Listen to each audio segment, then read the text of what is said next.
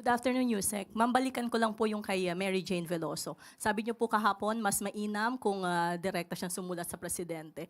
But upon checking, dati na pong dumulog sa palasyo at naghain ng petisyon ang pamilya ni Veloso para magawaran siya ng clemency.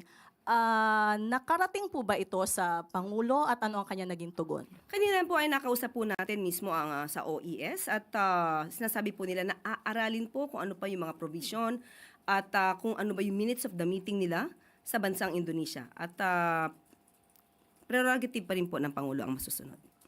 At ang sinabi niyo rin po noon dati, kung walang malalabag na batas, posible ang paggagawad ng clemency. So, are there legal impediments that prevents the President from granting clemency to Mary Jane? Katulad ng aking sinabi, aaralin po nila yung pinakahuling minutes of the meeting nila with Indonesia at titignan po nila kung walang anumang malalabag na batas at muli, prerogative po ng Pangulo kung ano man po ang kanyang igagawa dito.